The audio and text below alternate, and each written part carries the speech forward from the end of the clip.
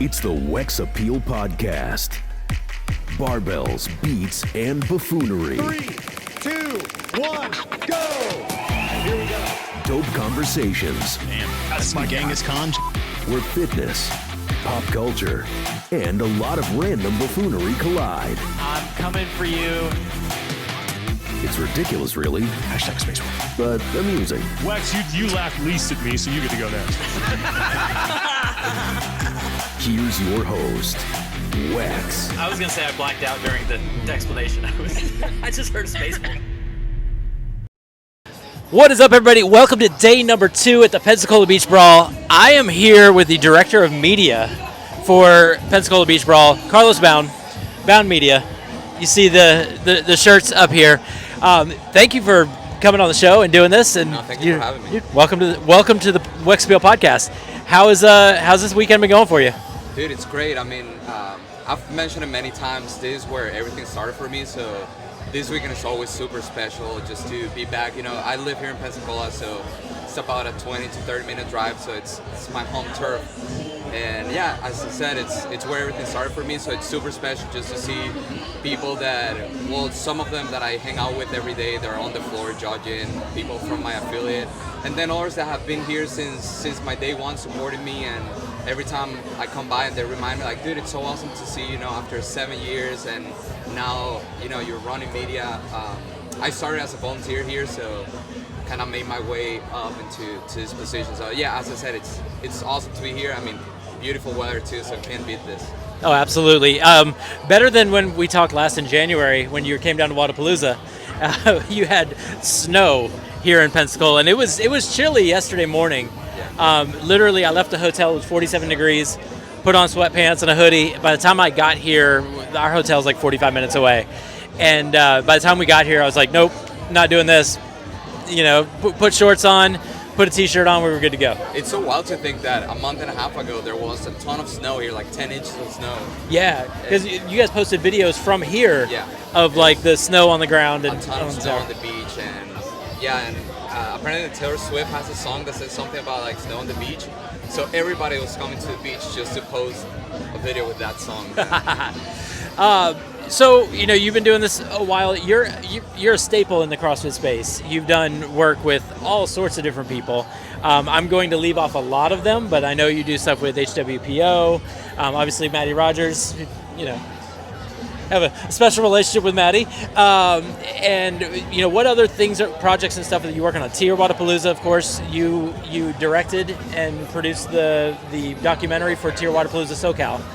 Yeah, so I will say I've done a lot of work with different brands, but if I think about like the first big brand that kind of gave me an opportunity and where my career started taking off, it will be Mayhem.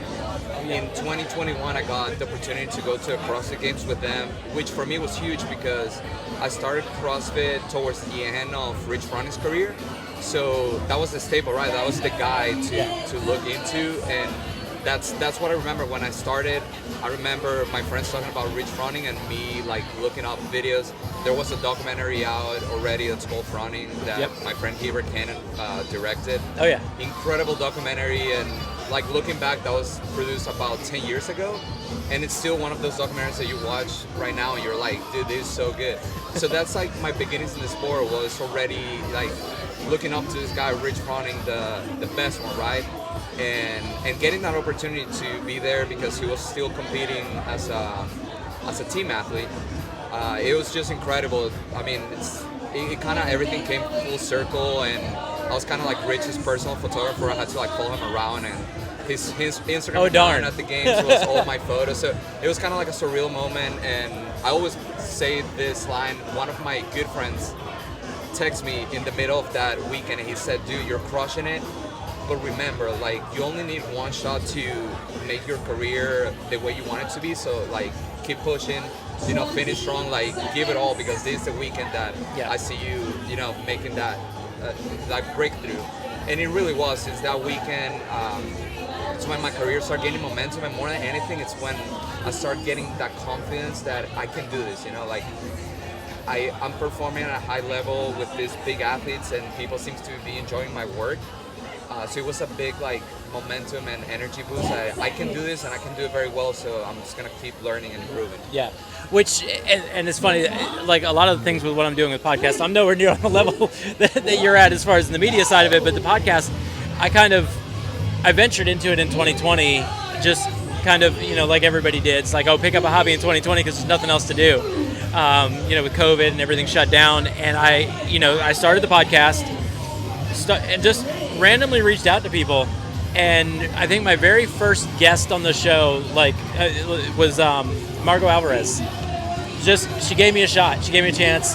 Did a podcast. Ended up talking to Sean Woodland, Tommy Marquez after that. And it started turning into, instead of me just talking by myself in an office, actually talking to people and really doing what I love, getting to know people and knowing where they came from and all this sort of stuff.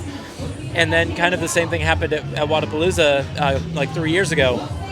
Dylan, who's out there on the floor, I gave him some feedback on the podcast stage because I got invited to just be a podcaster there. And he's like, I love your ideas. It's yours. You take it. You do it. And then got to turn it into what it was this past year of just being a place where people actually came to, sat down. It was appointment. It was like people set it on their calendar to come and see the people that were at the stage, and I got to have a hand in doing that. So it was really cool. So I really feel that, that sort of thing. That's a beautiful thing about this community too. Even though this time and age there's a lot of things going on since last year, but still it's such a supportive community and everybody wants to grow together, right? So yeah.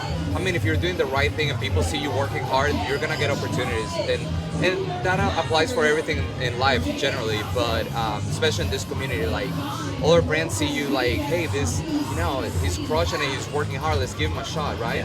And yeah, I've been a part of it, as I told you, since around 2015, and I love it, man.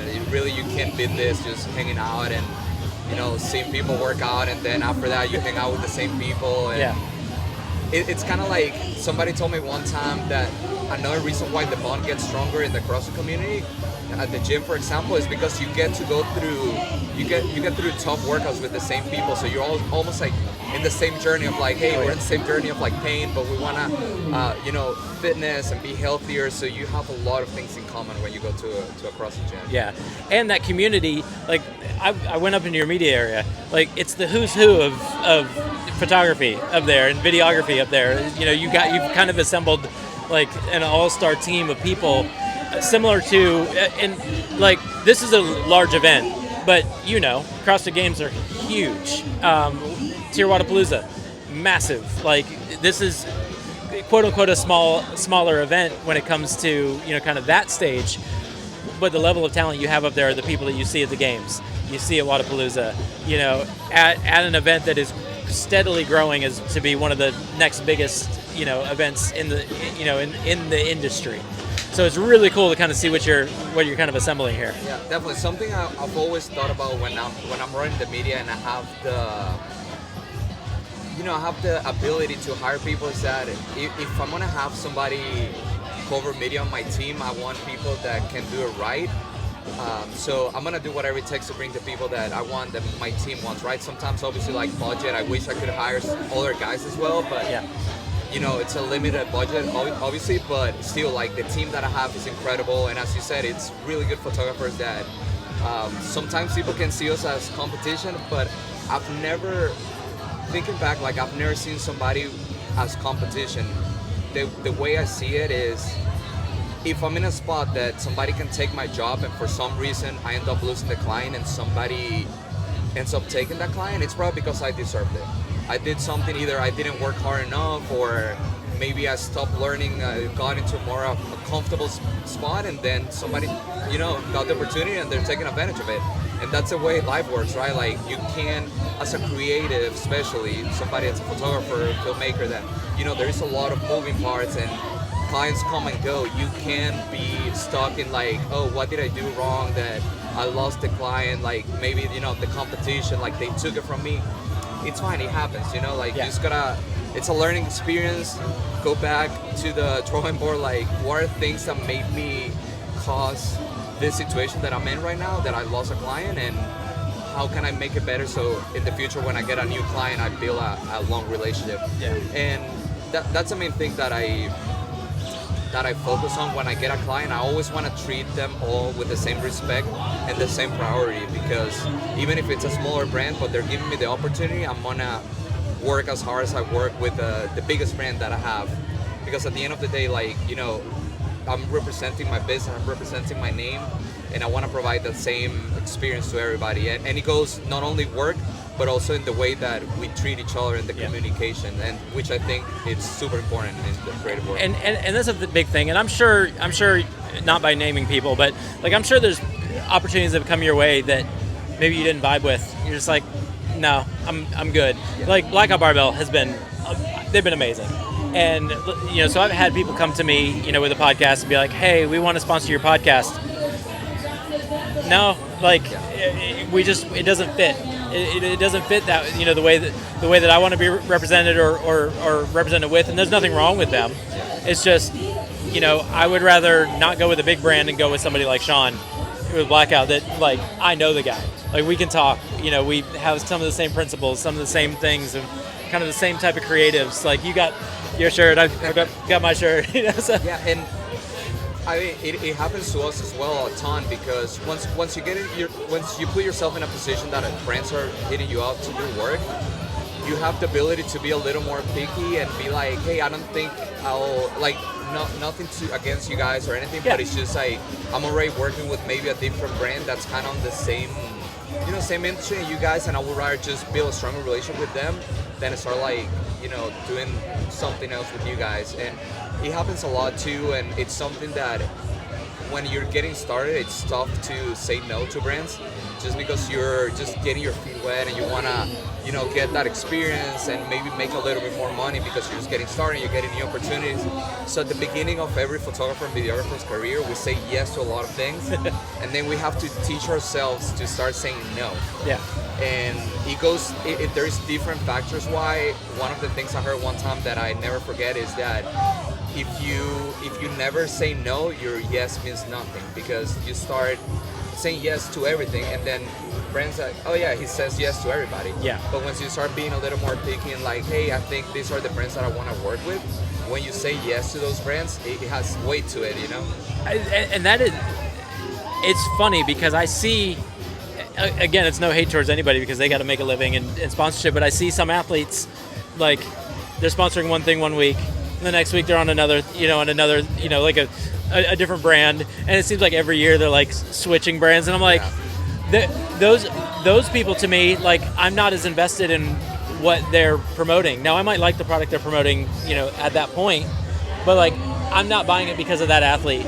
But then you see some athletes that, like, you know, they line up with a company, and when they go to line with them, that's who they are and that's who they got. And it's more impactful for me, those athletes saying, hey, you know, this product because I actually use it and I love it, and it's not because I like this product because they gave me the biggest check.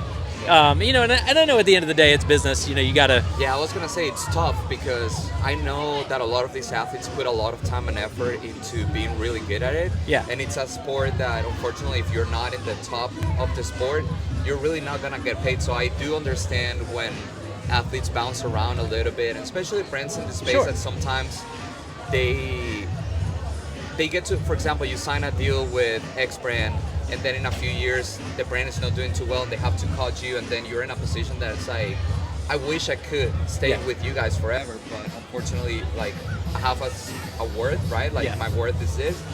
And, you know, I understand when athletes, like, shift around, and the same way it goes for us as creatives. Like, sometimes we work with a brand, and then after a few years, you see either the direction of the brand is not going where you want to, or you start seeing other opportunities, and it's nothing against those brands, right? And that's no disrespect for any athletes either. Like, that's just my own personal, like, definitely things that that's like. There's nobody I've met in the space in CrossFit, like maybe one athlete that's I've just kind of rubbed me the wrong way, but like literally all the athletes have been so nice. But I think in how I buy things, I look at it, I'm like, okay, they're promoting this, okay, Whereas somebody will promote it and be like, oh, okay, yeah, I'm gonna I think put in on that. Mostly what you're referring to is when people like do a brand wrong. Like for example, a brand that's been supporting you since day one. Yeah. And on year 3, you get to be a huge athlete, and then you get, I don't know, Nike's wanting to sponsor you. You're like, oh yeah, sorry, like Nike's with me. Yeah. And I have a funny story about Matt Fraser. His first brand was Redline, which it was founded by Matt O'Keefe, his agent at the time. And they became really good friends, and Matt was a Redline guy. And then after a few years, obviously, he started winning.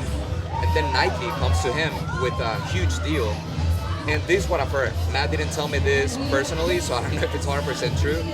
But I believe that Matt Fraser called Matt O'Keefe and he said, hey, I'm loyal to you, and I'm loyal to Redline, and I will stay with you guys until my contract is done, because I don't want to, do a bad, like, you guys have been supporting me since day one. And O'Keefe, because I think he still had like a full year. And O'Keefe said, Matt, even though it's my brand and I love you, I want you to do the best thing that's for you, and you have to go to Nike. I mean, it's a huge opportunity. And that's when you see like, hey, there's people who are loyal, and then you see other people that, kind of deviate from that loyalty, and that's when things started to get ugly. And back to my personal experience. Yeah. I mean, some people might be like, oh yeah, but you do the same thing. Like you work with Mayhem, and now you're working with HOAPO. And in reality is that I got very lucky, and I got a freelance position at Mayhem, but they have a huge media team, and they're all extremely talented, great guys, and I'm still to this day, they're some of my best friends. And and they're back there. And the opportunity with them is smaller. I can do water balloons, I can do the games with them. Yep. But the rest of the year, they got it covered, right? They have 6 guys that are incredibly talented. They're all really good at what they do. They love working with me. I love working with them. But there's not as many opportunities.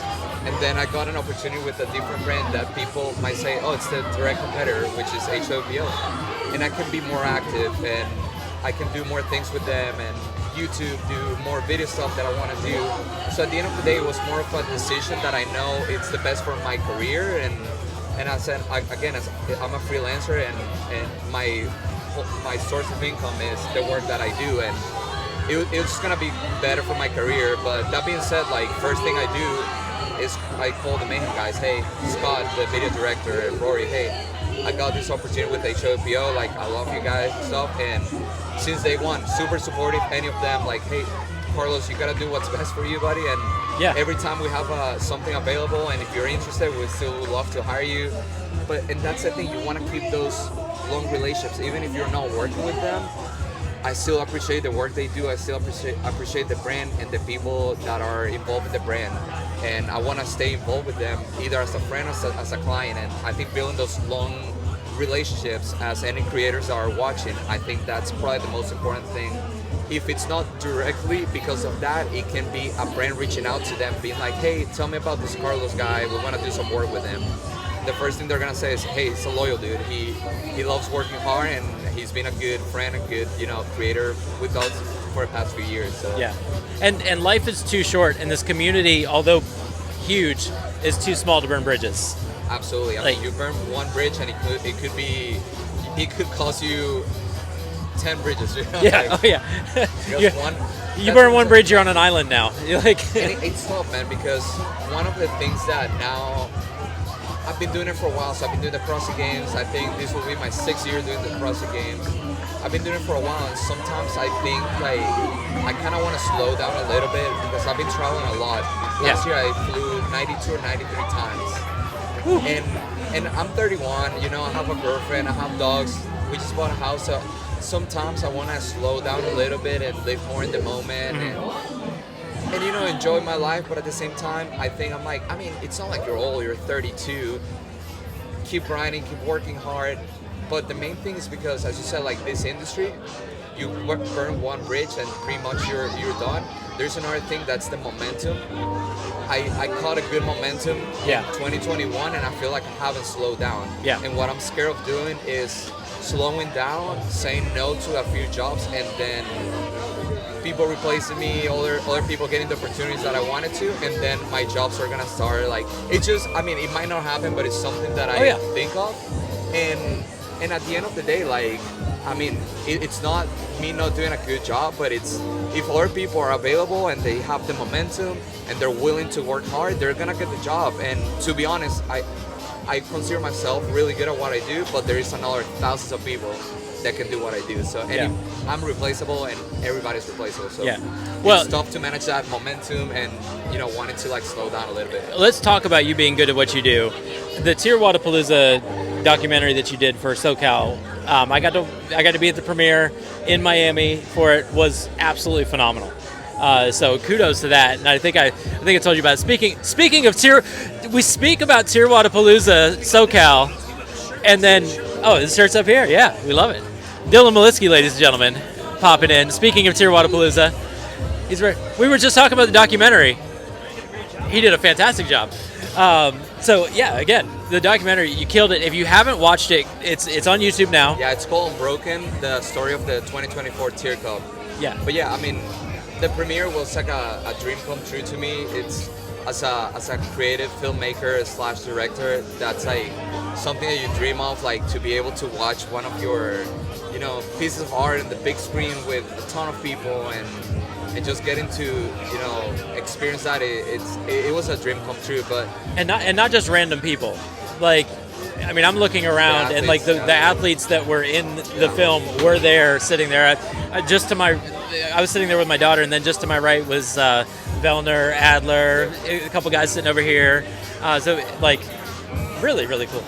Yeah, it was. I mean, it was a dream gig. I've always, for the past few years, once I started getting more involved into filmmaking, I've always really enjoyed the documentary side of things, telling stories and creating something that people are gonna watch with a different eye than like a movie or something like that, right? And I mean, that being said, it was a teamwork. Obviously, I got a good support from the people that, like the executive producers, TYR Sport, and Matthew Lorenzo, Corey Berger, everybody involved in TYR. They trusted my vision. They trusted what I wanted to do with the documentary, and they pretty much let me. They told me, hey, what do you need to make this happen?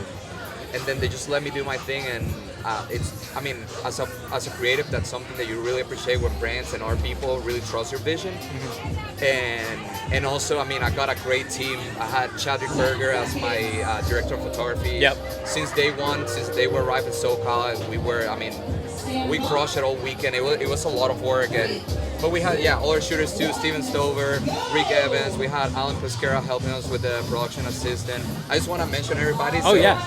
You know, like I don't want to sound like it was only my work. It was a lot of people involved, and also Brandon Kessler doing the photography. We had Nick Richard doing the sound engineering. And some other people just helping us more with the little factors that people might not know that exist, but it makes a huge difference in the documentary. How crisp the sound is, how good the motion effects are, and all that. So it was a dream come true, and I thought I'm proud of what I did. I'm proud of what the team did, and I think the community really appreciated it as well. And I'm excited to keep it going for the next few years. It seemed like the feedback from the athletes was really good too. Yeah, it was great. I think a lot of the great content that came into sport came when the documentaries were being made in 2015, 16, 17, 18. My friends like Toy Heber Cannon and Marcin Sawyers, they did an excellent job. Mariah Moore as well. Yeah. Everybody involved, Tyson. I mean, those are my favorite documentaries in every sport. I also enjoyed Drive to Survive and all those, but it just, that's the main reason why I started, man. I saw those documentaries and I was like, this is so cool. But like you said about the Froning documentary, like I'll go back today and watch it. Like it's incredible. Anytime. Yeah. Like it just goes. But it's funny because like you started in that time. Speaking, like, you got photos coming from all directions. People coming from everywhere. So those documentaries came at a time like I was just getting into CrossFit as well. And like seeing Froning, it's like it is the Jordan of our era. Like that's the guy, that's the dude. And then you get to work with Matt Fraser, who's like the next guy coming up. I'm gonna say Kobe. Some people say LeBron. Like however you want to call it. I think they're both greatest of all time. Yeah, I think they both bring their greatest of all time to the sport. Rich is the greatest of all time in a lot of things, and Matt is the greatest of all time in a lot of things too. And I think you can have the argument of who's better and who did more for the sport, but in my eyes, they're both incredible people. First of all, incredible athletes, and they're both GOATs. Yeah, I've been blessed to be able to interview both of them, and both just fantastic. Like just great human beings. Like, and that's the thing that's awesome about this sport is like the people in this sport are just incredible. Like you've got, I mean, they'll be on the floor, they'll go and like literally just drive themselves into the ground, and they'll still come up to the fence, high fives, say hello, and just be so welcoming, and then agree to come on a podcast and be like, hey, let's do it. There's just something special about this community and this sport and the sport of CrossFit. I mean, I always say, like, I don't know where I'll be without CrossFit. Yeah. I mean, a lot of my success is thanks to the sport of CrossFit and the people around it. When I finished school, I mean, I was a golf player since I was 4 years old.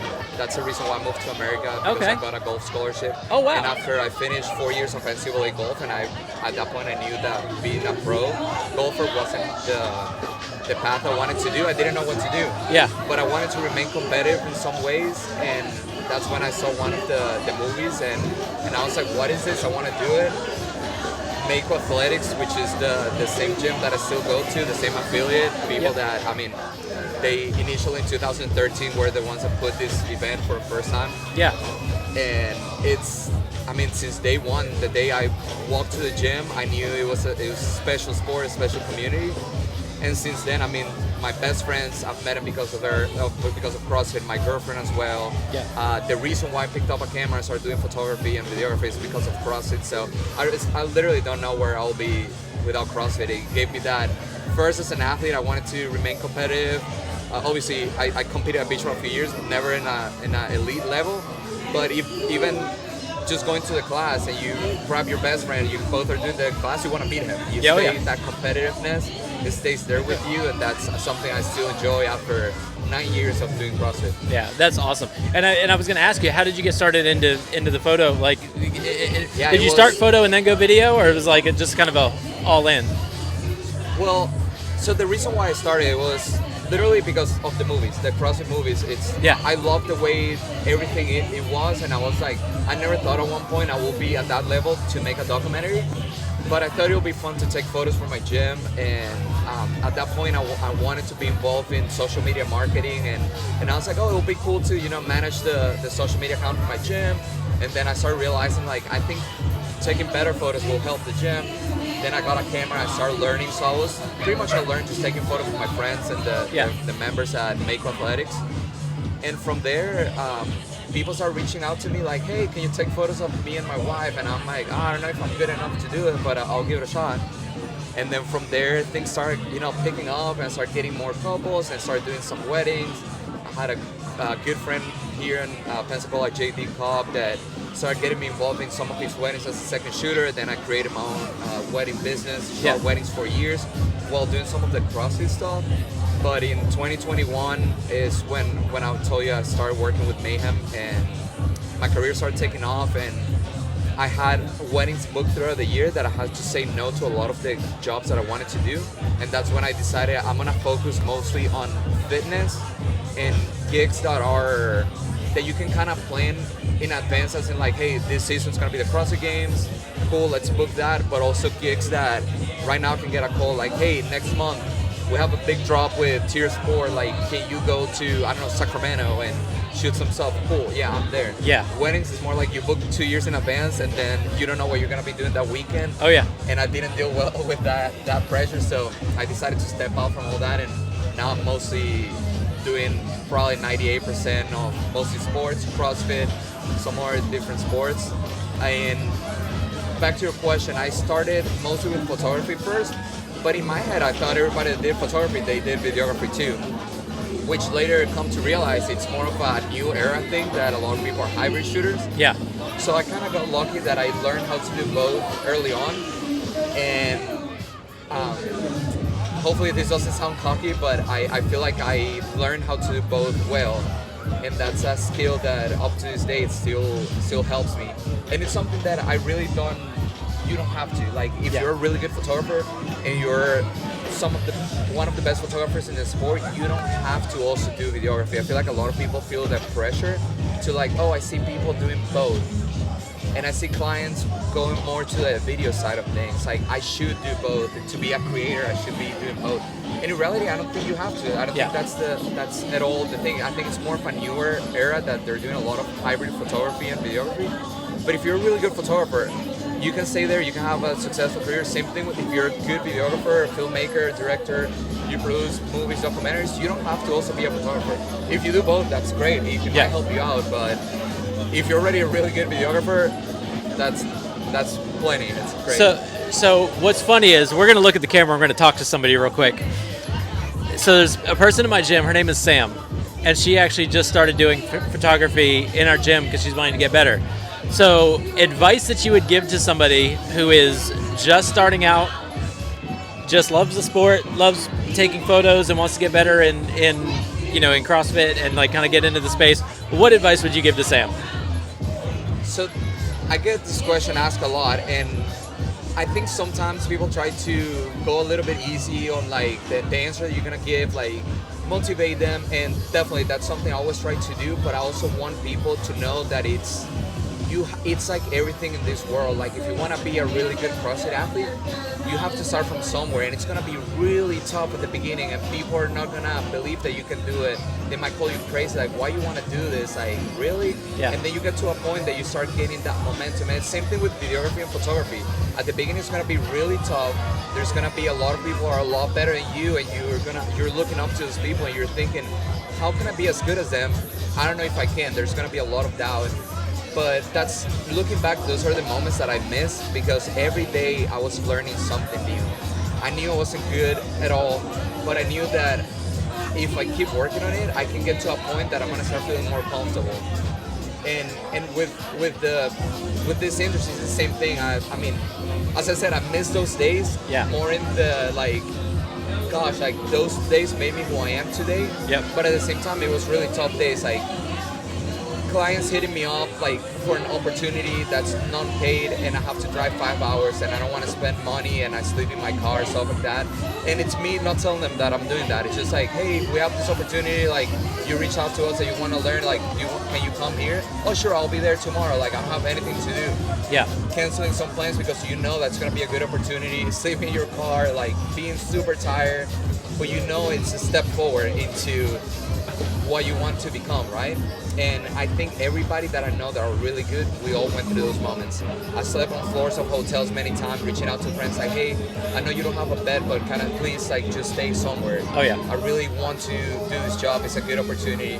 So you'll go through a lot of those moments, but those build you on who you're gonna become, and you're gonna learn so much from them. That something I always tell people that I help, I'm like, because a lot of people reach out to me like, hey, I'll pay you for you to like give me tips and stuff. I'm like, don't pay me, but something I will ask you, if you at any point get to a level that people look up to you, just give back to them. You know, like what I told you, pass it on to somebody else, because this industry, there is a lot of people. It's a lot of people that want to do what we do, and it's tough to break through. Once you break through, you can get into more, as I mentioned before, the momentum. But breaking through is hard, and a lot of people might feel, discouraged and doubt.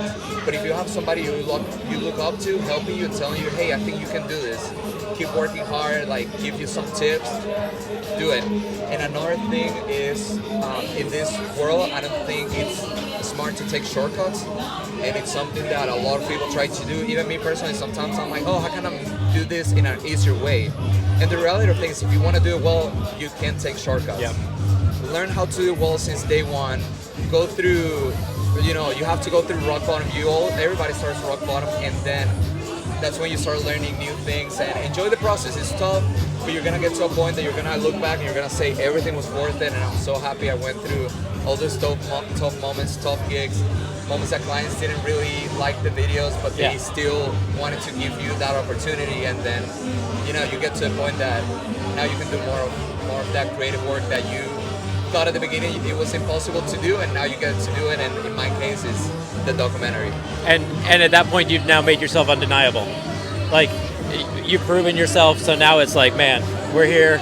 Keep pushing, keep going, keep doing Yeah, it. but at the same time, there is so much more to learn, and that's Oh, I know. another beautiful thing about what we do is that it relates a lot to how the world moves around. Like if social media starts, changing and people are adapting to it, you have to adapt as well. Yeah. You can't be stuck in, like, for example, right now the reels are a thing, right? Like 5 years ago, reels wasn't a thing, Yep. and nobody will tell you, hey, shoot in a vertical way. But now that's what clients want. You have to adapt to it. You have to adapt to the trends and just do what the client wants. And I think that's important. I call it the blockbuster. What's the right word? It's what happened to Blockbuster. Oh, yeah. They didn't think that people were gonna go with the new digital whatever, like Netflix, all that, like streaming services. So they never adapted and they went out of business. And that's what's happening right now in photography as well. If you don't adapt to what people like, what clients like, and what the world and the audience is consuming, you're gonna fall behind. Yeah, I love it. Well, Carlos, tell everybody where they can find you, and give them all your media plugs and everything, and what you might be working on. If there's anything in the pipes that you're working on next, people can look for. We'll get you back to the, I would say cave, but I mean it's beautiful out. It's beautiful over there. Well, I think Instagram is a platform that I use the most. I have just one Instagram account. I used to have like my personal and my business account, and I combine both, and I have my business and personal in one. Yeah. Something I read the other day, that actually yesterday, one of the big YouTubers that I've always looked up to, he said something that really it was like speaking to my heart, because some people follow you to see your work, and some people follow you for who you are, right? And he said that most people want to know who the person is behind the account. So that's something I changed years ago. My account used to be my logo and just like my work, and now I'm introducing myself and putting my face in the account, because some people want to know like who's behind the camera, like who are you as a person. And in this world, and something that you were telling me about your friend Sam that is learning, it's getting started, a good advice would be your personality, being personable to the clients and having always a positive attitude, and working with the team and being a team player. It's super important in this industry, because you're gonna work with teams a lot. Clients that you're gonna work with, they're gonna be back, every month or depending on like what's the scope of work. You always want to be a person that they feel comfortable working with, that they know they're gonna have a good time. You're gonna keep the vibes high. You're not a downer. You're not a negative person. Yeah. And that's just gonna want them to be around you, and that just helps you as a creative and as a person too. So in my Instagram account, I try to post my work. I try to post my personal life. I try to let people know who I am, and hopefully, it works in my favor when it comes to getting clients. But yeah, Instagram at Bown Media. A lot of people confuse it with Brown. Take the R, it's BOWN, Bown Media. That's probably the main thing I use. But if you want to see most of my work, I've been doing a lot of cool stuff with TYR Sport. We're doing a series called Relentless in the Pursuit. 3 episodes down right now, but we're gonna do more. And again, more documentaries coming up. I don't want to. What you can. Yeah. But there is a really cool documentary about the TYR Miami Waterpalooza coming soon. 2 athletes, you're gonna see it. And yeah, at the end of the year, same thing. We're gonna go back to do the TYR Cup documentary, and hopefully release it about early 2026. Other than that, doing some cool things with Heber Cannon and Marcin Sawyer as well, which is the 2 guys that I was mentioning earlier. Yep. That Also known as the Buttery Bros. The Buttery Bros, exactly. Yeah. They pretty much introduced me to the sport and to filmmaking, and now be working with them as a co-director in a new series called Unbreakable that we're releasing soon. I mean, it's another dream job. I look up to those guys as a person, as friends, and I think they're incredible talented. So working with them, it's another dream come true. Awesome. Carlos, dude, thank you so much for doing you, this. guys. And stay tuned. We got some more episodes coming up. Make sure you follow, like, subscribe, Absolutely. do all the things. And subscribe, follow this guy, support this guy. What he's doing for the sport is incredible. Not only for the sport, but for the athletes around, for the creators like me, for brands. So I think sometimes we look up to the big podcasts that have a lot of views, but we gotta support the people who are doing it right and the people that are doing it for a good cause. So support this man. He's a good friend. awesome person, and I mean, fun always to chat with you. Well, thank you, man. Thank you for that. That's you're too kind, man. Thank you so much. Thank you, guys. Appreciate it. You've been listening to the WZA Appeal Podcast. Get connected by heading to Instagram, YouTube, and TikTok at WZA Appeal Podcast for more bonus buffoonery and to get the full WEX experience. Plus, make sure to subscribe on your podcast app today. Thanks for listening, and we'll see you next time for more barbells, beats, and buffoonery.